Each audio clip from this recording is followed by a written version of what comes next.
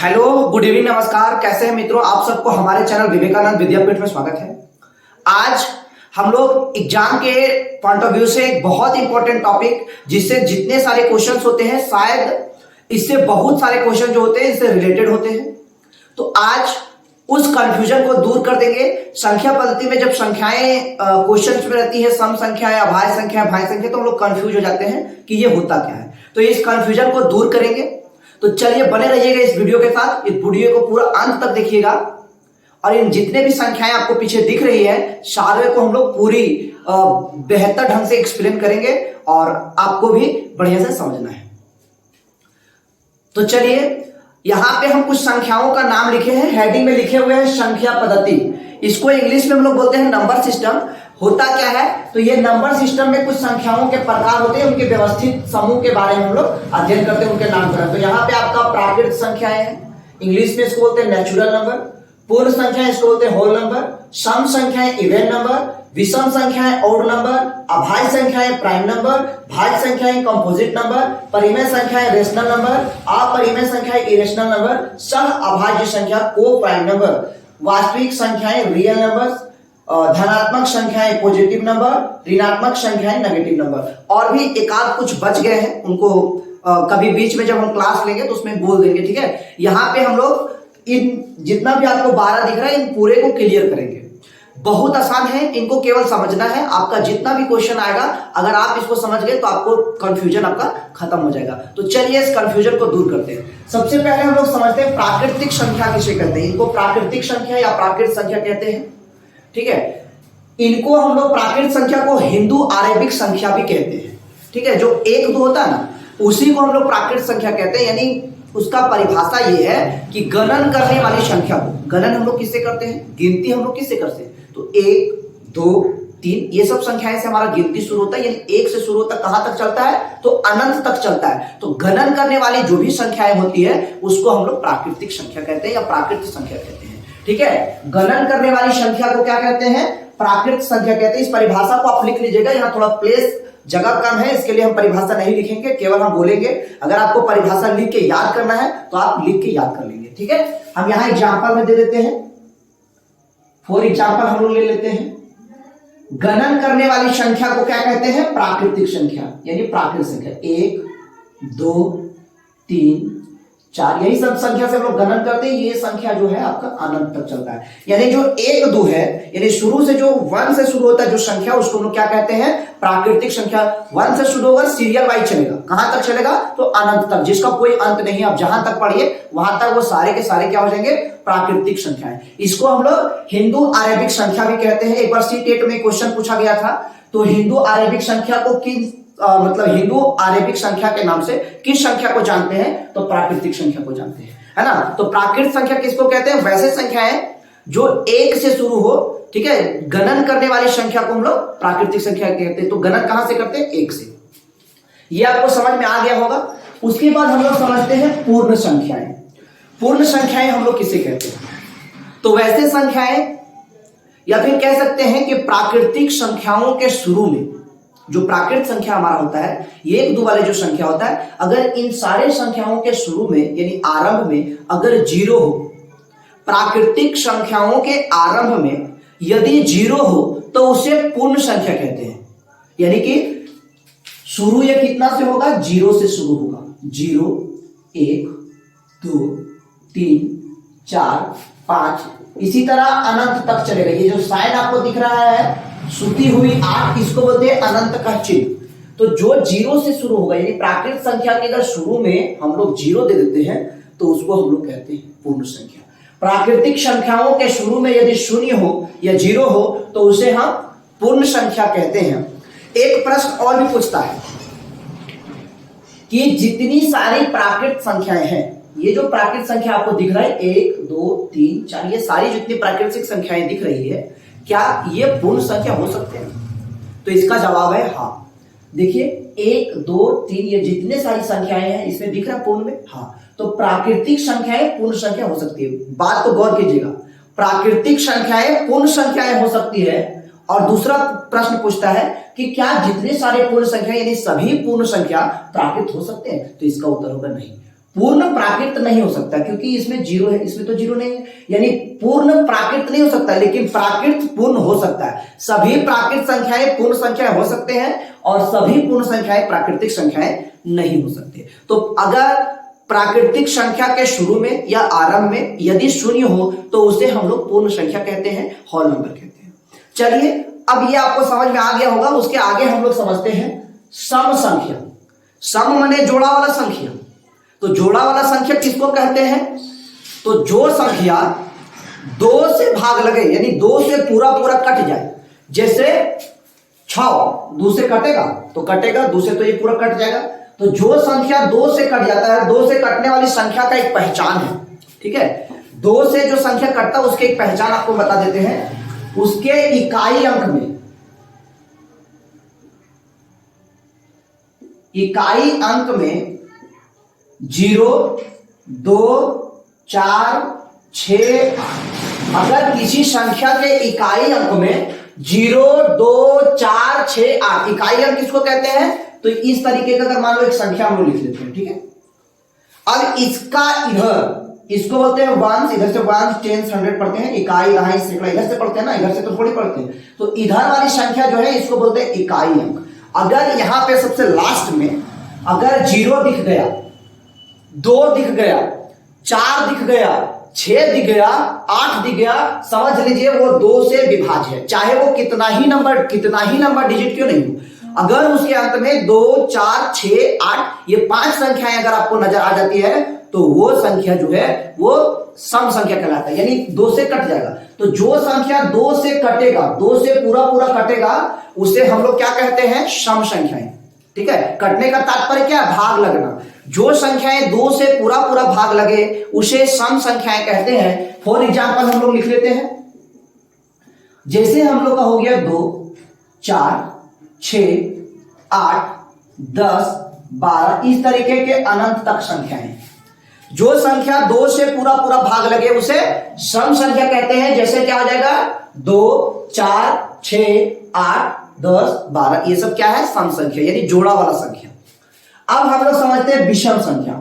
विषम संख्याएं जो होते हैं इनको बोलते हैं बिना जोड़ा वाली संख्या, यानी ये जोड़ा नहीं लगता है, विषम होता है। तो जो संख्याएं 2 से पूरा पूरा भाग ना लगे, जो संख्याएं 2 से पूरा पूरा भाग ना लगे उसे हम लोग विषम संख्याएं कहते हैं। 2 से पूरा पूरा भाग ना लगे उसे क्या कहते हैं? विषम संख्याएं। एग्जाम्पल हम लोग लेते हैं 1 2 से भाग लगेगा नहीं, 3 लगेगा 3 नहीं, 5 लगेगा नहीं, 7 लगेगा नहीं, 9 लगेगा नहीं, 11 लगेगा नहीं, 13 लगेगा। ये सब जो संख्याएं हैं अनंत तक उसको हम लोग कहते हैं विषम संख्या। बिना जोड़ा वाला संख्या क्या हुआ? विषम संख्या, यानी बिना जोड़ा माने 2 से पूरा पूरा भाग ना लगे। तो जो संख्या 2 से पूरा पूरा भाग ना लगे उसे हम लोग विषम संख्या कहते हैं। जो संख्या 2 से पूरा पूरा भाग लगे उसे हम लोग सम संख्या कहते हैं। अब हम लोग समझते हैं अभाज्य संख्या, ठीक है। इंग्लिश में इसको कहते हैं हम लोग प्राइम नंबर। अभाज्य संख्या एक ऐसा संख्या है, ठीक है। अभाज्य संख्या कहता है कि केवल और केवल हमको एक काटेगा। कौन काटेगा? एक, यानी एक का पहाड़ा, यानी एक का पहाड़ा गिनती में आएगा और एक स्वयं में आएगा। अभाज्य संख्या क्या कहता है कि हम केवल एक का पहाड़ा में आएंगे और स्वयं के पहाड़ा में आएंगे और किसी दूसरी पहाड़ा में नहीं आएंगे। कहने का तात्पर्य क्या है? जैसे हम लोग सपोज एक उदाहरण लेते हैं 3, ठीक है। 3 जो संख्या है ये किस किस पहाड़ा में आता है? एक का पहाड़ा में, गिनती में, और एक अपने पहाड़ा में, तिनका में। और कोई संख्या आता है क्या? नहीं। तो जो एक का पहाड़ा में और अपने पहाड़ा में आता है उसको हम लोग कहते हैं अभाज्य संख्याएं। वैसे संख्या जो एक और स्वयं के अतिरिक्त, यानी एक और अपने के अलावा किसी और संख्या से भाग नहीं लगे उसे हम लोग कहते हैं अभाज्य संख्या। जैसे एक और उदाहरण लेते हैं 5, किससे आता है? एक का पहाड़ा में आता है और एक 5 का पहाड़ा में आता है। तो ये हो गया आपका अभाज्य संख्या। एक उदाहरण लेते हैं हम लोग 9, तो कहेंगे 9 क्या है? तो ये अभाज्य नहीं है। कैसे? एक का पहाड़ा में आता है, ठीक है, 9 का भी आता है, ठीक है, लेकिन 3 का में आता है, हाँ। तो एक और अपने के अलावा एक और पहाड़ से आ गया 3 का से, तो ये क्या है? अभाज्य नहीं है। 11 केवल एक का में आएगा और 11 में आएगा। 13 केवल इक्का में आएगा और तिरका में आएगा।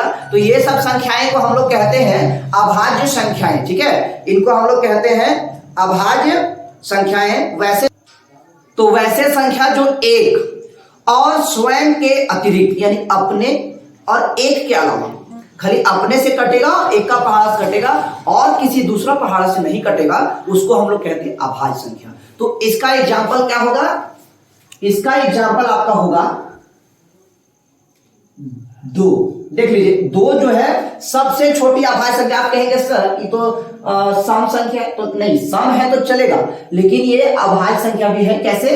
एक का पहाड़ा मारता है और एक दुक्का पहाड़ा मारता है, यानी अपने पहाड़ा मारता है। तो सबसे छोटी अभाज्य संख्या 2 होता है, ठीक है। तो 2 हो गया आपका, 3 हो गया, 5 हो गया, 7 हो गया, 9 नहीं होगा, 11 हो गया, 13 हो गया, 15 नहीं होगा, 17 हो गया, इस तरीके से अनंत तक चलेगा।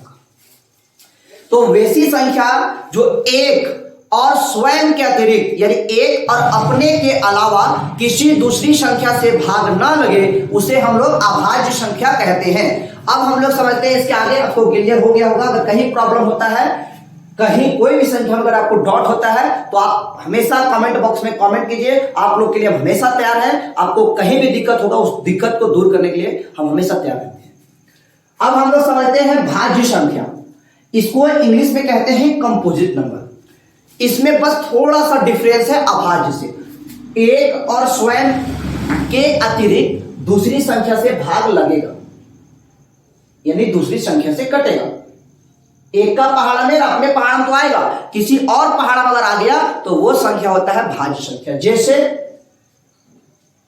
4 एक का पहाड़ा में आ गया, एक अपने चर का पहाड़ा में आ गया, और कोई पहाड़ा में आता है क्या? तो आता है दो का पहाड़ा में। तो एक का पहाड़ा में अपने पहाड़ा के अलावा किसी और पहाड़ा से में आ रहा ना, तो इसको हम लोग कहते हैं भाज्य संख्या। माने वैसा संख्या जो एक और स्वयं के अतिरिक्त यानी एक और अपने आप के अतिरिक्त किसी और संख्या से भाग लगे, उसे हम लोग कहते हैं भाज्य संख्या।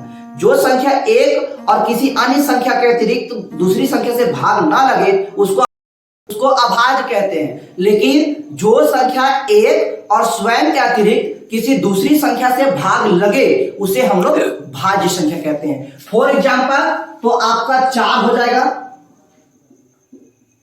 6 हो जाएगा, 8 हो जाएगा, 10 हो जाएगा, 8, 9, 10, ये सब संख्याएं। तो सबसे छोटी भाज्य संख्या कितना? तो 4। कुछ लोग 2 भी कहते हैं, तो उन्हें शायद क्लियर से पता नहीं होता है, तो वो 2 कह देते हैं, लेकिन रियल में सबसे छोटी भाज्य संख्या 4 होता है। हम बहुत सारे पुस्तक को देख चुके हैं, तभी आपको यहां हम बता रहे हैं। कुछ पुस्तक में 2 लिखा था, लेकिन बहुत सारे जब हम लोग खुद से एनालाइज किए तो इसका निष्कर्ष निकला कि सबसे छोटा भाज्य संख्या हमारा 4 होता है। तो अब इसके आगे हम लोग समझते हैं परिमेय संख्या। इंग्लिश में कहते हैं इसको रेशनल नंबर। परिमेय संख्या किसको कहते हैं? तो वैसे संख्या जो P/Q के रूप में हो। P/Q का मतलब क्या है?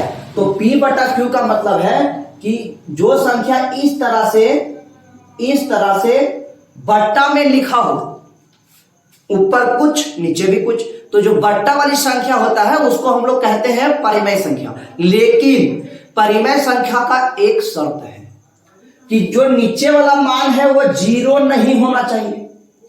नीचे वाला जो मान है यानी नीचे में जो लिखेंगे वो 0 नहीं। जैसे 1/0 ये हो गया आपका परिमेय संख्या नहीं है। लेकिन अगर 0 है तो अपने से 1 दे सकते हैं। किसी भी संख्या के बट्टा में नीचे में अपने से हम लोग हर एक दे सकते हैं, तो ये हो गया आपका परिमेय। 0 एक परिमेय संख्या, क्योंकि अपने से 1 दे सकते हैं, लेकिन 1/0 एक अपरिमेय संख्या, ये परिमेय नहीं है। तो परिमेय संख्या किसको कहते हैं? जो संख्या P/Q के रूप में हो उसको हम लोग कहते हैं परिमेय संख्या। यानी बट्टा वाली संख्या को हम लोग क्या कहते हैं? परिमेय संख्या। केवल क्या शर्त है कि नीचे में जो मान है वो 0 नहीं होना चाहिए। ये सब संख्याएं जो है आपका सब परिमेय संख्याएं हैं। बट्टा वाली संख्याएं जो है वो परिमेय संख्याएं हैं। रूट में जो संख्या होता है वो परिमेय नहीं होता।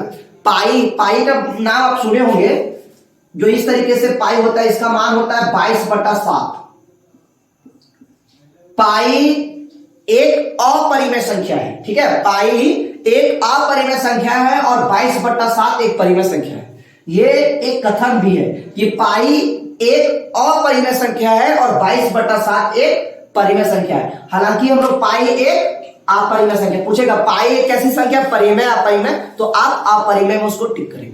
ठीक है, पाई एक अपरिमेय संख्या, रूट वाली संख्या है अपरिमेय होती है, और जो बट्टा वाली संख्या है उसको हम लोग बोलते हैं परमेय संख्या। यानी बट्टा में खाली नीचे में जो नीचे का मान होता है उसको हम लोग हर बोलते हैं, वो केवल हमारा 0 नहीं होना चाहिए। यानी वैसे संख्याएं जो p बाई q के रूप में हो, यानी p बटा q के रूप में हो, उसे हम लोग परमेय संख्या कहते हैं। आगे हम लोग समझते हैं अपरिमेय संख्या। वैसे संख्या जो p बाई q के रूप में ना हो, यानी p बटा q के रूप में जो संख्या नहीं रहेगा उसको हम लोग अपरिमेय संख्याएं कहते हैं। जैसे मैं आपको बोले थे पाई एक अपरिमेय संख्या है, रूट वाली संख्या है √3, √5, √7। अब आपसे कोई पूछ देगा कि √4 परिमेय है कि अपरिमेय, तो आप कहेंगे कि √4 अपरिमेय है, क्योंकि यहां तो सर बता रहे हैं कि जो रूट वाली संख्या है उसको हम लोग कहते हैं अपरिमेय संख्या है, तो ये अपरिमेय है नहीं। जितने रूट का मतलब होता है वर्गमूल, रूट का मतलब होता है वर्गमूल यानी स्क्वायर रूट, जिसका वर्गमूल निकलता है, तो 4 का वर्गमूल कितना होता है 2, तो जिसका वर्गमूल निकलता है इसको बोलते हैं पूर्ण वर्ग संख्या। यानी इसका जो है जिसका वर्गमूल निकल जाता है उसको पूर्ण वर्ग संख्या कहते हैं। तो 4 यानी √4 का मान 2 होता है और फिर अपने से 1 दे सकते हैं, तो ये हो गया आपका परिमेय संख्या। इसी तरह रूट रहेगा 625, तो 625 किसका वर्गमूल है, तो 25 का वर्ग होता है, तो यानी 625 का वर्गमूल कितना होगा, तो 25 होगा। अपने से 1 दे सकते हैं, तो यानी जिसका मान निकलता है बिना दशमलव में वो आपका हो जाएगा, बेशक रूट में है लेकिन वो आपका आ जाएगा परिमेय में। ठीक है, तो रूट वाली संख्याएं और पाई ये सब संख्याएं आपका अपरिमेय। चलिए उसके आगे देखते हैं सहअभाज्य संख्या। मासा का नाम आप सुने होंगे, ठीक है। मासा माने क्या होता है, महत्तम समावर्तक। मासा का मतलब क्या होता है, म से महत्तम, श से समावर्तक, इसको छोट रूप में बोलते हैं, यानी छोटा में इसका शॉर्ट रूप जो है, शॉर्ट फॉर्म HCF इसी को कहते हैं। मासा को हम लोग क्या कहते हैं, HCF, यानी मासा का पूरा नाम होता है महत्तम समावर्तक, और HCF का जो फुल फॉर्म होता है इसका होता है हाईएस्ट कॉमन फैक्टर। तो मासा यानी HCF जिन दो संख्याओं के बीच, अलग अलग दो संख्या, 2 से अधिक भी रहे उससे कोई मतलब नहीं, लेकिन कम से कम 2 संख्या तो होना ही चाहिए। जिन 2 संख्याओं के बीच का मासा यानी HCF 1 हो, जिन 2 संख्याओं के बीच का मासा यानी HCF 1 हो, उसे सहअभाज्य संख्याएं कहते हैं, को प्राइम नंबर कहते हैं। ठीक है, जिन 2 संख्याएं यानी किन संख्याएं, तो अभाज्य संख्याएं, जिन 2 अभाज्य संख्याओं के बीच का मासा यानी HCF 1 हो, उसे हम लोग कहते हैं सहअभाज्य संख्या। इंग्लिश में इसको कहते हैं को प्राइम नंबर। तो कौन हो गया, जैसे आप ले लेंगे 5 और 7, इसका HCF आपका 1 आएगा, 2 और 3 इसका HCF 1 आएगा। तो ये जो संख्याएं हैं आपस में सहअभाज्य संख्याएं कहलाते हैं, क्योंकि इनके बीच का जो मासा है HCF है वो कितना आएगा 1। तो जिन 2 अभाज्य संख्याओं का बीच का मासा 1 हो, HCF 1 हो, उसे हम लोग कहते हैं सहअभाज्य संख्या। अब उसके आगे हम लोग समझते हैं वास्तविक संख्या। वास्तविक संख्या बनता कहते हैं, तो परिमेय और अपरिमेय संख्या मिला देंगे हम लोग। ठीक है, परिमेय और अपरिमेय संख्याओं को यदि मिला देंगे तो हमारा वास्तविक संख्या बनेगा। ठीक है, परिमेय और अपरिमेय संख्याओं के संग्रह को हम लोग क्या कहते हैं, वास्तविक संख्या कहते हैं। तो परिमेय और अपरिमेय संख्याओं को जब हम लोग मिला देते हैं तो हमारा क्या बनता है, वास्तविक संख्या है। तो परिमेय वाला भी लिख दीजिए, कुछ उदाहरण अपरिमेय वाला भी लिख दीजिए, 2, 3 परिमेय संख्या, क्योंकि आपने इस बट्टा 1 दे सकते हैं, √5 माइनस वाला, ये सब जो संख्याएं हैं परिमेय और अपरिमेय संख्याओं के संग्रह को या समूहों को हम लोग क्या कहते हैं, वास्तविक संख्याएं। इंग्लिश में इसको कहते हैं रियल नंबर। ठीक है, अब हम लोग इसके आगे समझते हैं धनात्मक संख्या किसको कहते हैं। तो प्लस वाली जो संख्या होता है, उसको हम लोग कहते हैं धनात्मक संख्या। प्लस माने जैसे ये हम लोग अपने से लिखते हैं 2, तो 2 ये क्या है, तो ये धनात्मक है प्लस में। अगर प्लस में लिखा रहेगा तो चिन्ह छुपा रहेगा, यानी प्लस में लिखा रहता है तो हम लोग इस तरह नहीं लिखते हैं +2। अगर इस तरह प्लस नहीं भी देंगे तो इसका मतलब +2 है। लेकिन अगर इसको हम लोग को माइनस में करना रहेगा तो हम लोग को माइनस देना पड़ेगा, तभी पता चलेगा। इस तरह तो इस माइनस दिया गया तो बन गया ऋणात्मक, और कुछ नहीं दिया है तो धनात्मक, वो प्लस में प्लस चिन्ह छुपा हुआ रहता है। जैसे 5 पूछेंगे, 5 ही प्लस में है कि माइनस में, तो 5 है प्लस में। माइनस में रहता तो माइनस दिया रहता, और प्लस में है तो नहीं भी प्लस दिया रहता तो वो प्लस में। ठीक है, तो प्लस वाली संख्याएं को हम लोग कहते हैं धनात्मक संख्याएं, इंग्लिश में इसको कहते हैं पॉजिटिव नंबर्स।